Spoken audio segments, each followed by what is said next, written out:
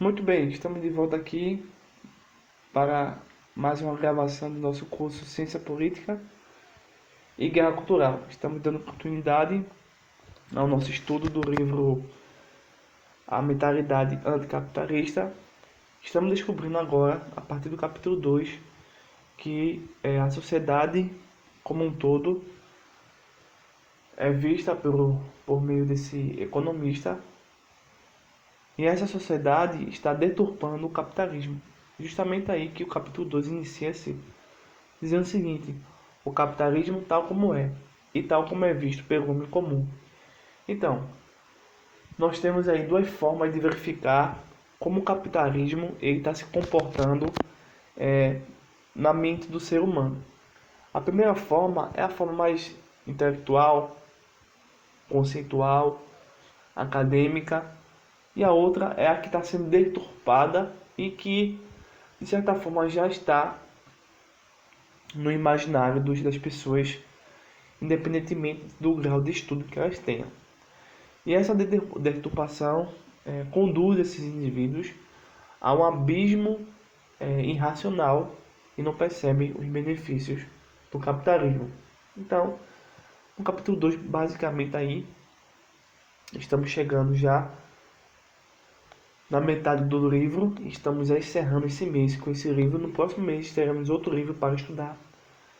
E aqui o autor vai destacar a importância do surgimento da economia.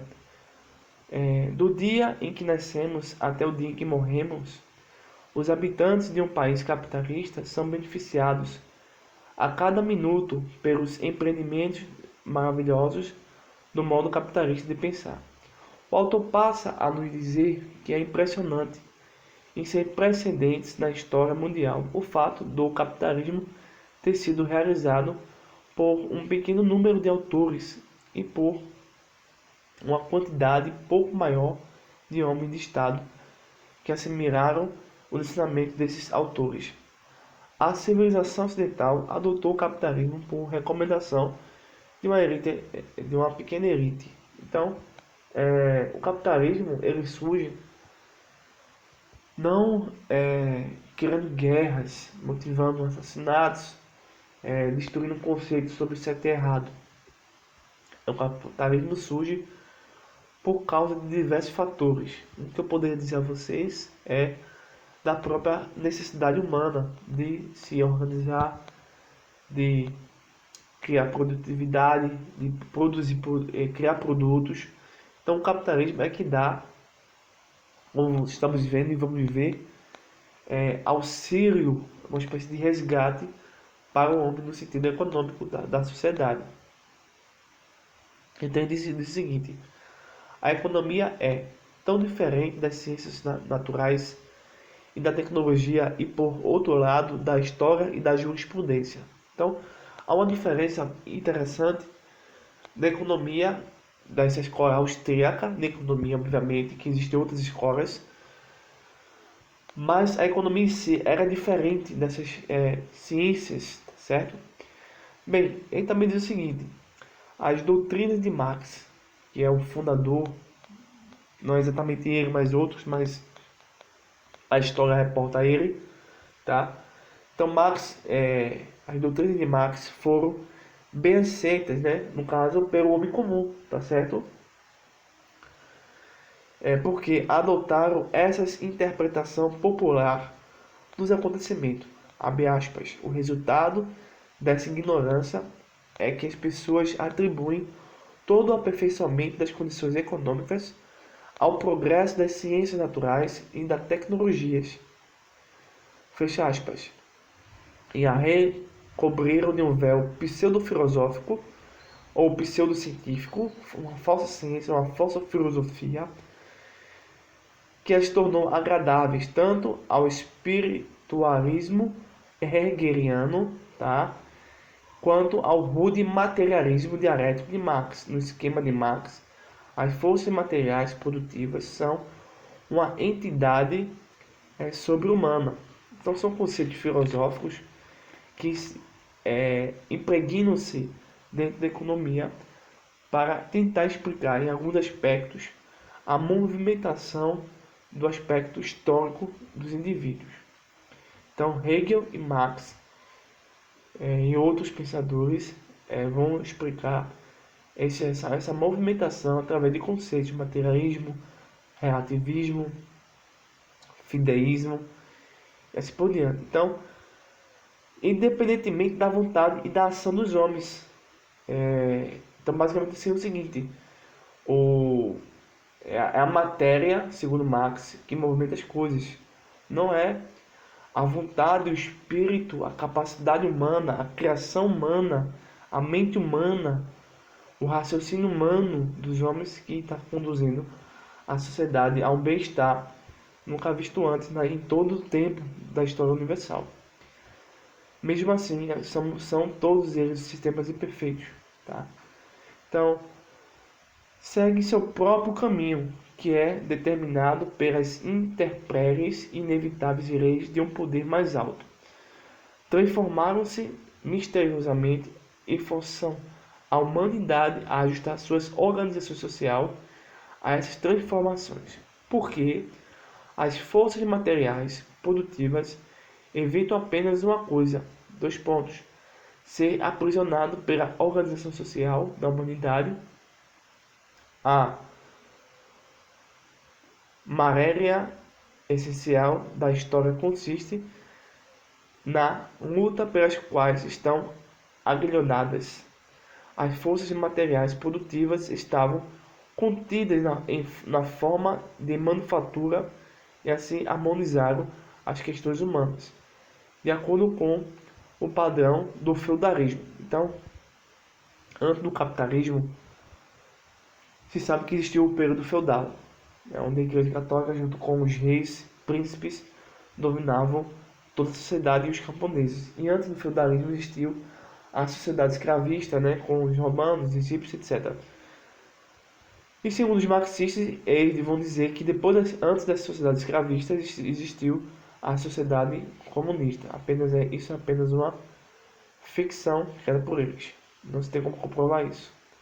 Bem, quando o feudalismo cai, surge já aí a primeira revolução industrial, dando origem já ao capitalismo, substituindo esse pensamento, tá? Feudalismo.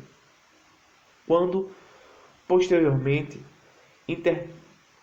impenetráveis leis que determinam a evolução das forças materiais produtivas substituíram a manufatura pela fábrica a vapor, o feudalismo teve que ceder o lugar ao capitalismo.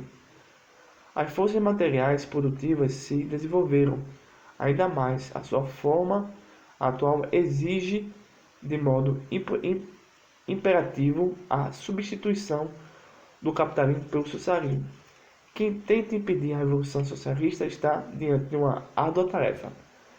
É impossível deter a maré do progresso histórico. Então, nas fantasias ideológicas do movimento esquerdista ou do socialismo, eles entendem que o capitalismo, na visão de Marx, nas profecias de Marx, que não se concretizam, a não ser que eles manipulem a sociedade, mas por natureza, por percurso da natureza e dos acontecimentos. Nada do que Marx escreveu acontece, a não ser que existem pessoas manipulando os resultados. Então eles imaginam até o dia de hoje, esses socialistas fabianos, os gramicistas, os comunistas clássicos, todos eles imaginam que o capitalismo vai ruir, dando origem, por fim, a um modelo econômico comunista. Mas eles ainda dizem também que isso faz com que as pessoas que batalhem contra o comunismo sejam pessoas que estão trabalhando em vão. Só que o que eu digo sempre é que a realidade é uma só. E nós estamos numa época em que o grande pensador Chesterton disse que nós precisamos dizer que a grama é verde, que existe céu, que existe terra, porque as pessoas estão perdendo o seu juízo, estão perdendo sua capacidade de pensar, estão perdendo a sua racionalidade. Bem, a verdade é que O aumento da produtividade do trabalho deve-se ao emprego de melhores ferramentas e máquinas. Sem operários, numa fábrica moderna produzem numa unidade de tempo muito mais do que os 100 operários costumavam produzir nas oficinas dos artesãos pré-capitalistas. Então, o capitalismo proporcionou, sem sombra de dúvida, ferramentas e melhorias na sociedade dentro do trabalho, mas também proporcionou alguns defeitos sérios que precisavam serem consertados. Uns foram e outros ainda não são. Tal progresso não depende de uma maior destreza, competência ou empenho da parte do trabalhador ou do operário. Decorre do emprego de ferramentas e máquinas mais eficientes. Atenção! Muitos usam os termos capitalismo, capital e capitalista com conotações totalmente distorcidas, criando uma espécie de fobia, né? Porque justamente é isso. A mentalidade anticapitalismo é uma fobia que as pessoas estão aí comprando e recebendo. Bem, o segredo: poupar, acumular o capital é a atividade que transformou passo a passo a complicada procura de alimentos pelo homem das cavernas em formas modernas das indústrias. Os arautos dessa evolução foram as ideias que criaram a estrutura institucional no interior da qual a acumulação de capital foi preservada através do princípio da propriedade privada dos meios de produção. Então, basicamente, estamos na página 37, tá certo? Então, o autor destaca o aspecto principal da economia: classe progressista, os que poupam e os que investem e os que elaboram. Então, temos essas três divisões importantes que está aí dentro do capitalismo: os que poupam, os que investem e os que elaboram, né? Criam ferramentas, criam ideias. Diz também que o processo de mercado oferece ao homem comum, tá? Ao trabalhador comum, a oportunidade de colher os frutos merecidos pelos feitos de outras pessoas. Que no caso é, por exemplo, um trabalhador entra na empresa X e já de imediato ganha uma farda, ganha passagem, ganha, dependendo obviamente da empresa, né? Nem todas elas são nesse sentido, mas ele já ganha um crédito, tá? A gente já ganha um investimento, tá? Para que possa aí utilizar e executar seu trabalho. Acredite, todos têm a liberdade de se juntarem às fileiras das três classes progressistas. Obviamente, o termo progressista aqui da sociedade capitalista não é o mesmo termo ou significado progressista advinda da esquerda, que já dá um outro sentido, tá, revolucionário. Não é nesse sentido que o termo progressista está sendo aplicado ao conceito de capitalismo, da sociedade capitalista, tá? Jamais pense dessa forma, como uma revolução, ao contrário, como algo normal e natural decorrendo das atividades humanas. Então, elas não são castas fechadas, não são organizações fechadas. Tá? Haja visto existir alguns movimentos dentro do capitalismo, chamado metacapitalista, que se fecham, tá? Mas o capitalismo em si, ele não é fechado, ele é muito aberto e permite esse fluxo, essa flexibilidade para os indivíduos. Bem, para se tornar capitalista, é preciso ter, segundo o autor, aqui Mises, na sua obra Mentalidade Anticapitalista, ele diz o seguinte: para se tornar capitalista é preciso ter inteligência e força de vontade. E isso quer dizer o quê? Que nós precisamos também ter o capital de giro. Precisamos ter uma espécie de investimento para um produto ser lançado no comércio. Tá? Bem, A filosofia popular do homem comum deturpa de modo lamentável todos esses fatos. Infelizmente, nessa terra cheia de pecado, há a exploração do homem pelo homem. O mundo dos negócios rapa tudo e deixa como indica o Manifesto Comunista. Então, o Manifesto do Partido Comunista nada mais é do que o cânon, a Bíblia, a escritura sagrada original de todo o movimento socialista, de toda ideologia de esquerda, o feminismo, a ideologia de gênero, Maximo Fabiano, Maximo Gremicista, todos eles têm o seu pé, o seu alicerce no Manifesto Comunista. E no Manifesto Comunista, ele gira basicamente em alguns aspectos centrais, que é o fim da propriedade privada, a abolição da religião, do conceito judaico-cristão. Então, esses alicerces são os principais. Daí decorrem-se outras deturpações que nós temos visto por aí. Então, tudo começa no Manifesto do Partido Comunista.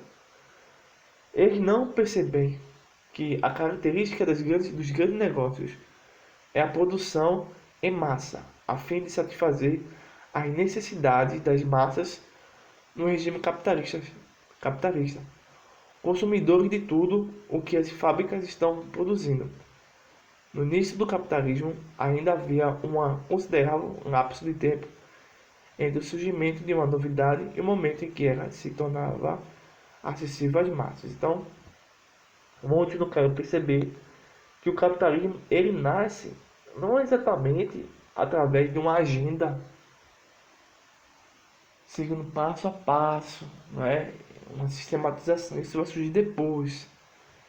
Inicialmente, o capitalismo ele é uma atividade natural entre indivíduos, tá? Depois é que vai se formalizar, vai haver as burocracias, vão evoluindo até se tornar o que nós temos visto hoje. Mas para que ele se torne cada vez mais acessível às massas e a todos.